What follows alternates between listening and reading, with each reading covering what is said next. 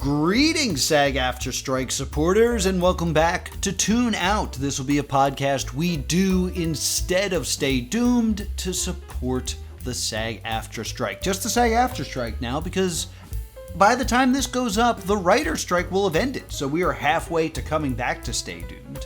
But right now, we are still tuning out. I am your host, TV's Noah Houlihan, joined unusually by no one. Laura could not be here for today's recording session. It's been very busy here over in Tune Out Studios. So, unfortunately, she could not be here, but I have a fantastic solo episodo for you. And this is one that I actually promised a while ago. And I was like, they never did this. So, I'm going to do it for you now. This is the story of the worst convention Plus 2 Comedy ever went to. The names will be changed not to protect the innocent, but to protect the incredibly guilty. So, there was a con that Plus 2 Comedy got booked to do in Ohio. I won't say the name of the con. It doesn't exist anymore, but I don't want to mention the name of the con because I believe another con has this name now, so I don't want you to get that confused and take out your wrath on a con that doesn't deserve it. But it was in Ohio, and we, at the time, the group was myself, Will, and this guy, TJ Del Reno. Will couldn't make it, and TJ Del Reno, it was like our headliner in the earlier days. Because he had credits. He was a voice in the video game Bully. Well, your place in life is in my toilet, you trust fund turd. He was a voice in Yu-Gi-Oh! And he was the voice of Capri Sun. Anytime you've seen a Capri Sun commercial and it ends with, Respect the pouch! Respect it! that was my buddy TJ. So, for this particular convention, we weren't really getting paid much. They promised us a hotel room and space to sell our merch in the dealer's room. So we weren't going to get paid outright, but we were at a point in our careers where we wanted to get as much exposure as possible. And we used to work with a group called Anime Punch, which is defunct now, that was a Columbus, Ohio con. So we had like a pretty decent fan base in Ohio. So I was always itching to go back to Ohio, but I also knew that this was a smaller con than that one. So I knew Will couldn't go, and I kind of was like on the fence about going. So I was like, I'll ask TJ. He's super busy. He's got a lot of things going on. It's a smaller con. He'll probably say he won't want to go, and I can turn it down, but I should at least ask him, you know? So I asked TJ, and TJ is down. He is super excited to go. And I understand it was just going to be the two of us. And he was like, no, let's do it. I'm super pumped. So here's the thing about TJ. Geography is not his strong suit. When I said Ohio, his thought process was Ohio is right next to Pennsylvania. And Pennsylvania is where Philadelphia is. So, this convention is just a little further than Philadelphia. He was massively incorrect about this information. This was a 8-hour drive, 9-hour drive. So we decided to leave. I think we left at like 10 p.m. to drive through the night, because our panel was at 10 a.m. 10 a.m. stand-up comedy panel. You know? Those were the days. So we embark on this journey. And it's me and Laura and TJ and his girlfriend at the time. I think her name was Erin. And what I remember about the drive down is I was especially tired. Despite the fact that we took my truck, I didn't do a lot of the driving. Erin did, and Erin was flooring it. We were doing like 100 miles an hour at one point.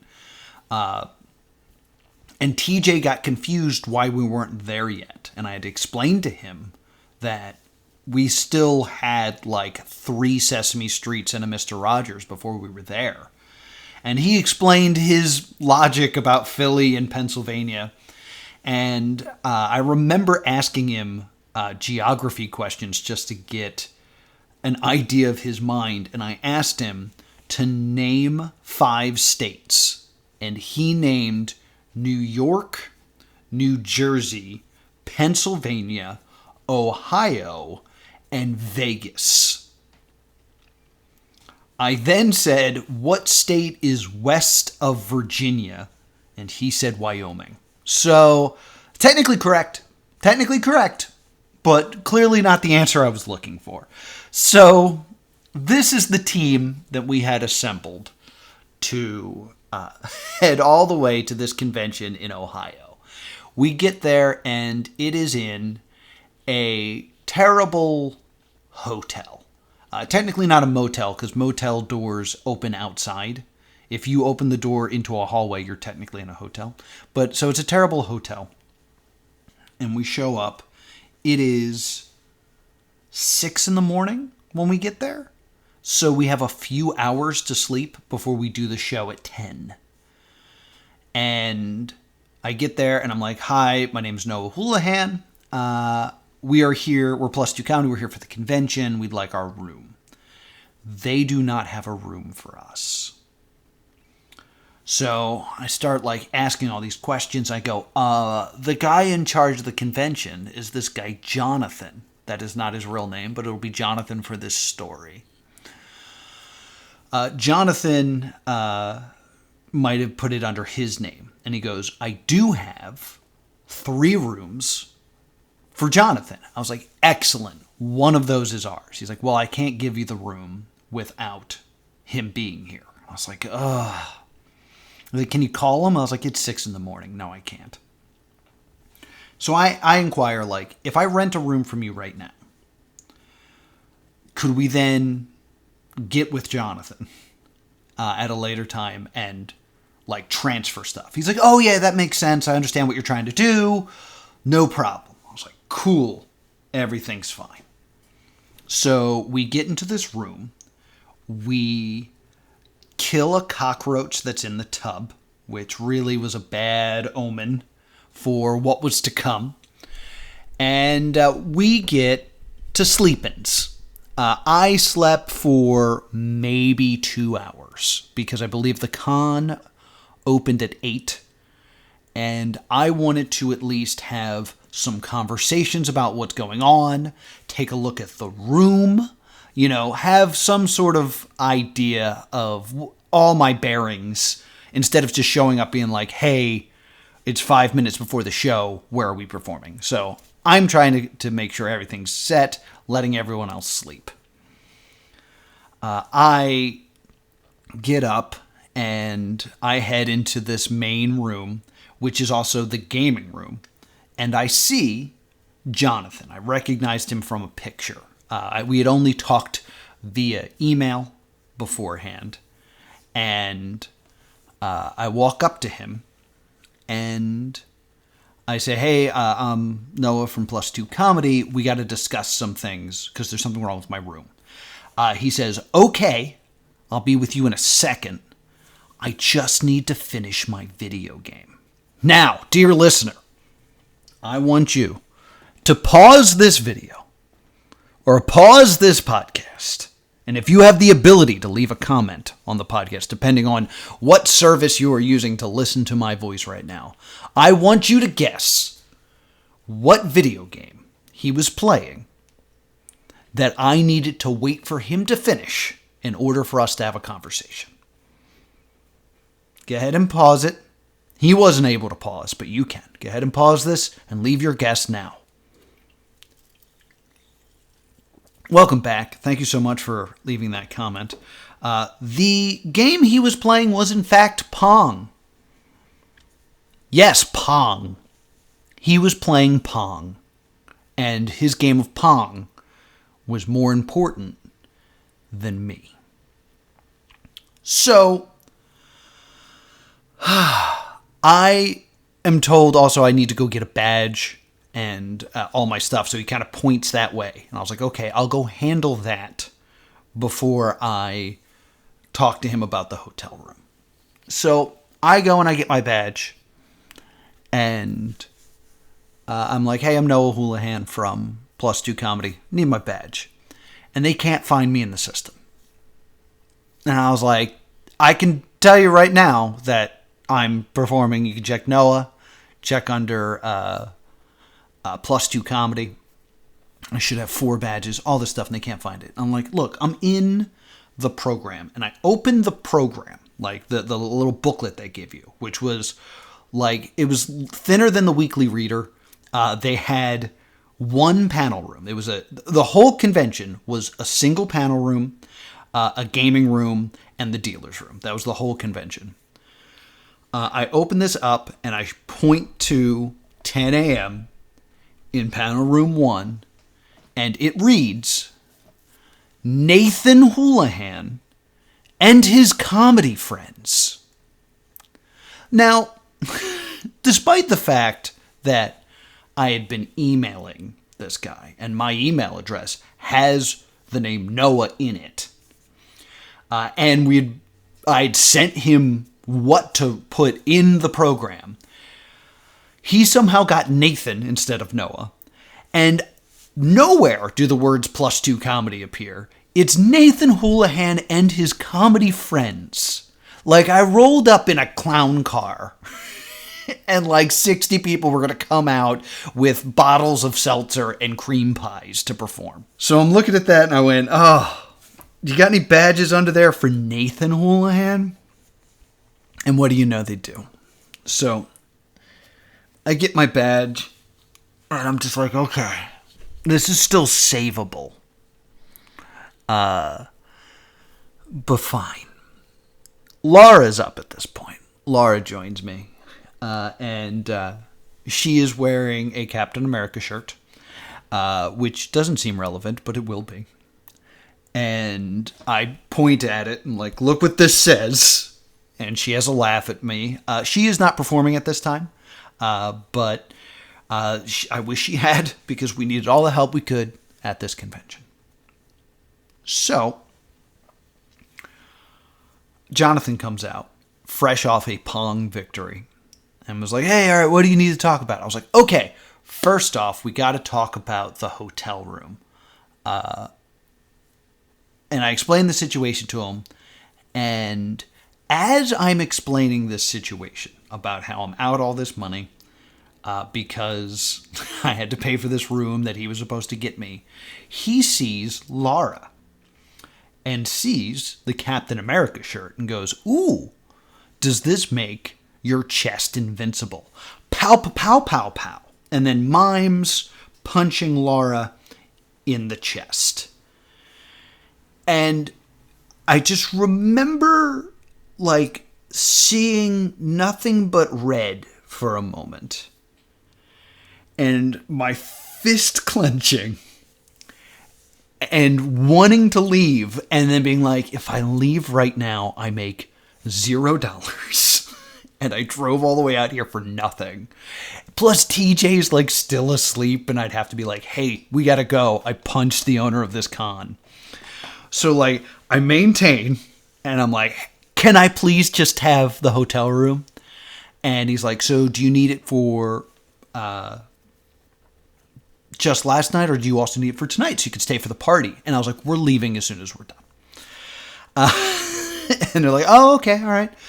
I know that the con is so small that, like, I know that the Sunday is going to be less great.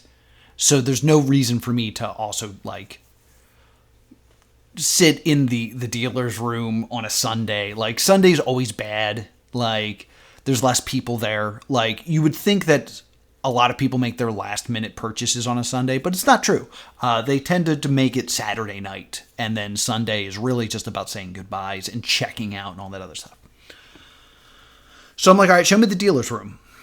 And they show me the dealer's room, and Jonathan's like, yeah, we packed it out this year. And it's again, we're in a hotel, so it's not a convention hall. There's probably about 12 vendors. That sounds about right. There's about 12 vendors here. But it is, in fact, packed. And I look at him, I was like, well, where can we sell our stuff? And he's like, sorry, we're packed out this year. I was like, okay. The whole deal was that we were willing to do this con for free, for the exposure, and to be able to sell our merchandise to recap all the money we spent driving out here. But okay. That's all said inside, because I know if I attempted to explain that, it would turn into screaming and would turn into violence. So I was like, oh, all right, okay, all right. So I grabbed TJ and I explained to him the situation. I was like, we need to have a good show, because if we don't have a good show, I'm going to lose my mind. So if nothing else, we need to have a good show. And he's like, okay, we could do this. So we successfully bark for the show to the point that the room is completely full. There's no one in the dealer's room. Nobody's playing video games. Everyone at this convention is basically in this room. Minus staff and a few other stragglers. But we've packed this room. This room has no chairs. So the entire audience is seated on the floor. I don't know why you would think that's conducive to anything, but that's the way it is set up. I ask where the microphone is, and a staffer says there's one connected to that podium. So, the thing about stand-up is you kind of need to see my body.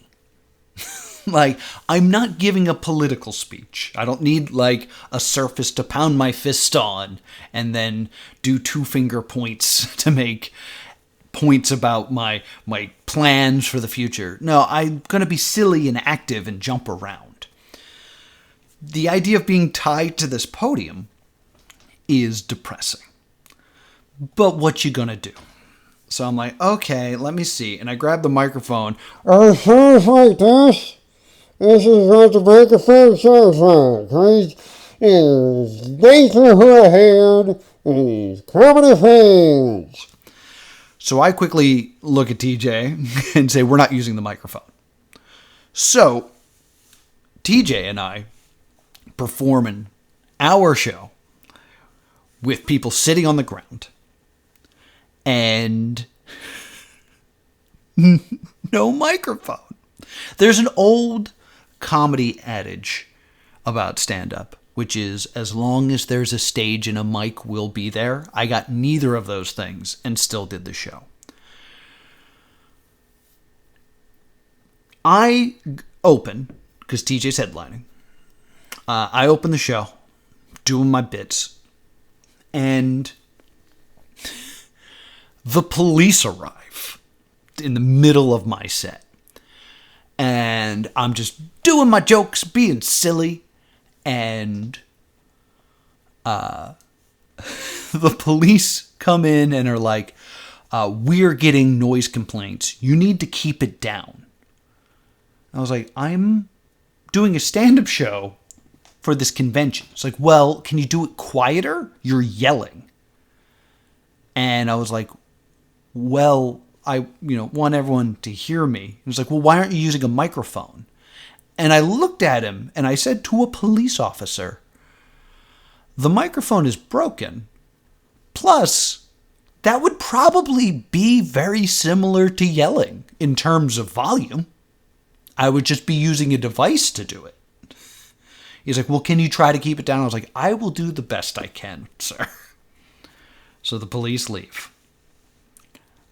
I continue doing my set. Anytime I get a big laugh, I'm like, shush, shush, everybody be cool. It's fun. We have a decent set. TJ goes up. TJ was not prepared for how young the audience was, and a lot of his references went over a lot of people's heads. I remember, and sorry to say this about TJ. TJ's great, but I remember his closer was about Nickelodeon Guts, and a number of people listening to our set had never heard of that show. So he had a decent set, but his closer did very poorly. And if you've never been to a +2 comedy show, this is the speech I give every time, we always end with a Q&A. You can ask us about ourselves or about comedy, or if you want to ask us who would win in a fight between Superman and Goku, you could ask us that as well, and we will give you a definitive answer.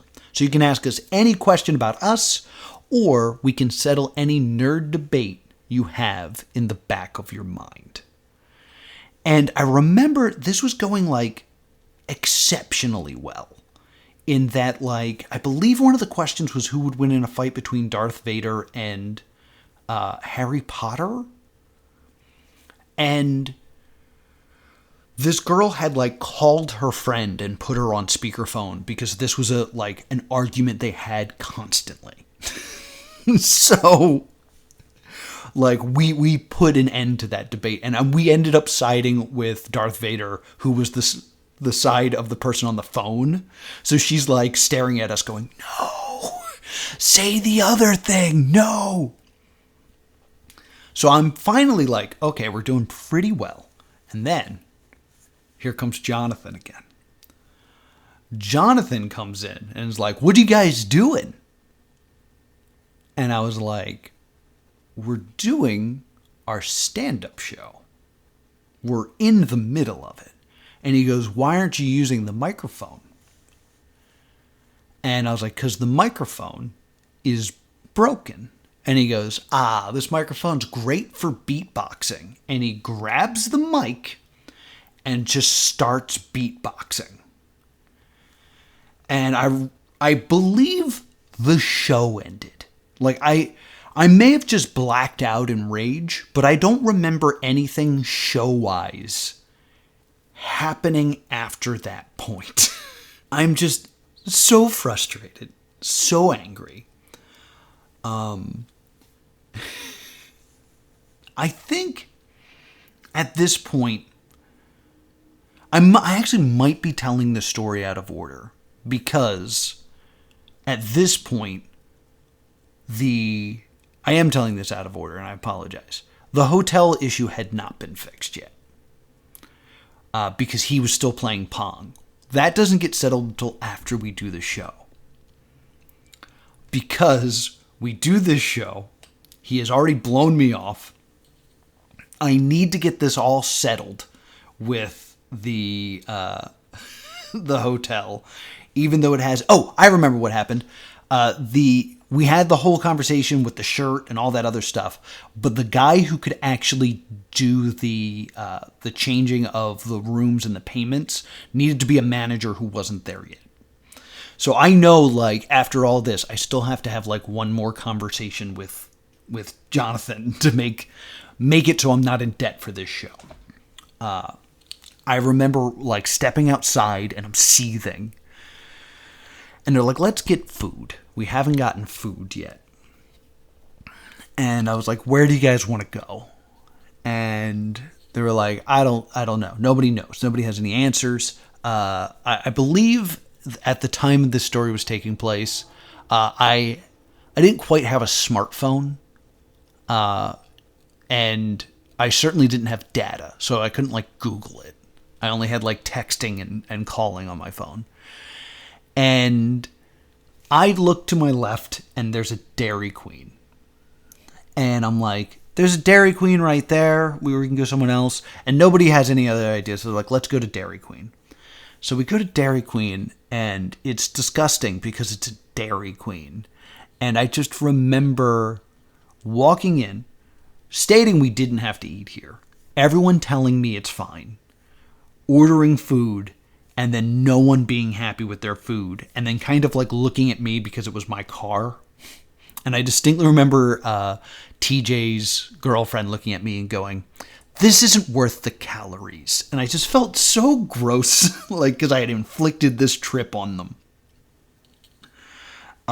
We go back in, and I'm like, I need to talk to Jonathan, because we need to leave. I'm so done with this. And they're like, Jonathan is in the middle of his panel. He's doing a panel in the same room we were just in for like 6 people who are sitting on the floor called Lunch with the Samurai. And it's just him talking about anime while eating a sandwich. And I just looked at it and went, who wants to see this? And TJ's girlfriend went, where did he get that sandwich? So we have to wait for this to end. And once it does end, we get everything squared away. We go and find like a steakhouse to eat at. So that we don't break the fork rule. We have a rule in Plus 2 Comedy that one meal must be eaten with a fork a day. That prevents us from just eating chicken fingers. I had another bad convention where the only meal I had was chicken fingers while walking to another panel. That had to end. We set everything up. Everything's paid for, despite the fact that we didn't pay for gas and we weren't able to sell any of our merchandise. Drive home, and I write this vicious email to this guy where I say, like, I've never been more disrespected. And I wonder if I still have it. Hold on. All right. Believe it or not, I have found this email. It appears that I got some of the details wrong in my memory of this story, but it's great to have some data to actually refresh myself. This is what I wrote. I just want to let you know, I've never felt more insulted than I did by your convention. First off, you gave us a room for one night, which I can almost understand. But how was I supposed to know that when you never emailed me or called me to let me know that? Also, you wanted us there at 10 a.m. because our panel was actually later than I remember, but whatever. Coming from New Jersey, how do you expect that we do that without a hotel? Leave at midnight and then arrive at 10? Now, I can almost let that go because maybe you didn't realize the distance we had to cover to get there. But when I first met you and needed to talk to you about what we were doing for your con, you decided it was more important to finish a game of Pong than to talk to me. Now, sure, you didn't know that I just drove 10 hours to get there, and also I had 4 hours sleep, but even if I had traveled 15 minutes to get to your con, I figured you would have the decency to talk to a person performing at your con over a video game that came out 25 years ago. So, once you finished your game, you talked to me and agreed to pay me back for the hotel, which I do appreciate. But then you made a comment about Laura's chest. I am sorry, but how the hell do you think that's appropriate? You then said you always make jokes to women and they always get mad. What an amazing thing to say out loud. It's like, I always make jokes to women and they always get mad. Well, let me give you a hint on why. When you act like someone, like, holy crap, I can't believe I said this. When you act like some desperate scumbag and treat women like less than a person, they don't like that. You really need to apologize to her because that's completely inappropriate. In all honesty, I was going to tell you off and we were going to walk out right then. But then I figured we came all this way, we might as well do the show. Let's talk about the show. First off, the poster said Nathan Houlihan, and you know I can understand a typo, but my name is in my email address. You did change it to Noah in the booklet, but I can't help but notice that it still said Nathan on your website. To make matters worse, the name of the panel is Plus 2 Comedy. I don't know how I could have made that clearer to you. So now not only are you screwing us over, but yourself, because +2 comedy would have been a draw to this con. Also, you promised that you would have a table for us to sell CDs and DVDs. This way we could make the money back for gas. Where was that? So despite the fact that you got my name wrong, and despite the fact that the book was wrong, and we told you 4 times that we were having our panel, we were able to pack the room and have a great show. Then during the performance, you decided to come in and start beatboxing on the microphone. After all the crap I had to put up with, you actually had to come in and interrupt my panel. Why? Why would you think that was okay? I've been doing stand-up for years, TJ has been doing it for even more, and we've never had to put up with something so unprofessional and disrespectful as you. I honestly cannot understand how someone can fail on every possible level. You interrupted my panel after you failed to provide me with a hotel room, a dealer's room table, and insulted me and Laura. You owe me, my comedy group, and Laura an apology. She was separate at the time because she wasn't an active performing member, but she was a vital role. So that's how I phrased it like that. Believe it or not, I got a response to that email. Jonathan replies, I would wish to wholeheartedly apologize and accept all the blame for the shortcomings of this year's event. Many of my original planning and booking staff had left me early this year in the planning stages. And being prideful, I attempted to organize every guest, panel, and dealer myself, which was impossible for one man to do correctly. It was only my hubris that caused many scheduling and booking conflicts, as well as the dealer's room being slightly overbooked, as well as problems with posters. I offer no excuse for this, even though that's all that previous sentence was. And while I wouldn't be surprised if you refused to work with me after this, I can assure you that that I won't attempt something like that again. And next year's event will be far more organized affair with me doing the actual job of con chairman instead of attempting to do everyone's job. To my knowledge, they did not have another convention. As for my personal behavior, I realized what an ass I was being soon after I made my vulgar comment, and frankly, you wouldn't have been out of line if you busted my jaw.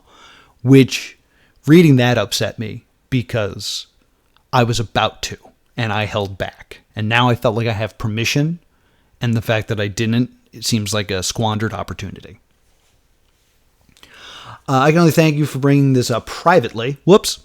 Though I wouldn't have blamed you if you called me out then and there. I was drawn a little thin that weekend, and an attempt to, being charmingly vulgar turned out to be just plain vulgar. While I personally didn't see much of your show, I did hear lots of positive feedbacks for the routine, and I did wish I had offered you more to you for what you gave my convention members. I should have treated you with respect. Through my actions, I could have made you welcome, but I did not. My behavior was awful, and I assure you that I would never treat you or Laura like that again. Please convey my apologies to her and the rest of +2 Comedy. If you would let me know how much your fuel was for coming from New Jersey, I would gladly reimburse you, some out of my own pocket. I believe it is only fair, since your plans to sell your wares was messed up due to my own shortcomings. If you wish to perform again at this, I would be greatly surprised. I would welcome you back, but be assured you'd be dealing with the booking staff far more qualified than me. If there's anything else I could do to make up for this lack of character and planning, please let me know. Jonathan. The samurai has spoken. That is how he signed this email. He ended this email with, the samurai has spoken. Those are words I think about all the time. That the idea of like trying to make good and actually self-reflect on the bad things that you've done and like want to make good on things. Ooh. it was nice to hear, but to have it then end that way is so confusing. Like, the last thing that was important for this guy for me to hear was that he was a samurai, not that he was sorry. Needless to say, I responded. I showed him all. I made a list of like all my expenses in terms of gasoline and tolls, and then I thanked him for apologizing, and then I never heard from him again. So it has now been over a decade, and I don't think Jonathan will ever make good on the money that he owes me and the sanity that I've lost. So that is the worst convention I've ever done. I really wish Laura could have been here for this, because I would have loved to have gotten her recollection of this. Because, like, I'm not joking when I say there's parts of this I don't remember because I was blacked out with rage. Even in reading this email, I was like, oh yeah, I guess those were the times. And I forgot, like, they fixed the book, but they didn't fix the posters. So there were posters up that said Nathan Houlihan and his comedy friends. And I honestly believed that in Ohio in that time, we did have a bit of a following. And being able to say Plus 2 Comedy was going to be there would have been impactful. So, yeah, that's the worst con I've ever been to. And let me do a quick Google.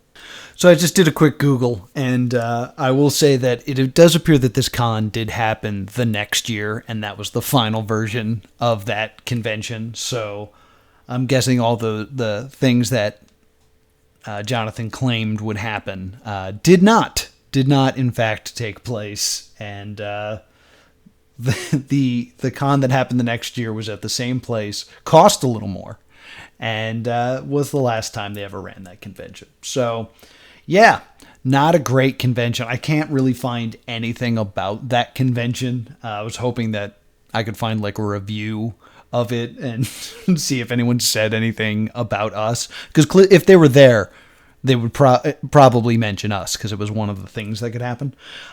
But that was the worst con I've ever been to. So thank you so much for joining me on this miserable run down memory lane. I hope you enjoy Noah Tells a Story, because I got a lot of good feedback on the Fear Factor Live episode. So I want to, on occasion, just kind of sit back and tell one of these tales from the past. I hope you guys enjoyed it. With the writer strike ending, we are one step closer to bringing back Stay Doomed, and we're very excited to return to our format. Until then, remember to tune out. Also, I shouldn't end the show there, because if you want to talk to me about your worst convention story, I'm at +2 Comedy on Twitter. I'm refusing to say X from now on. And you can also find me at TV's Noah on Instagram. And you can always email us at thestaydoomshow@gmail.com. Thank you so much for listening, and until next time, tune out.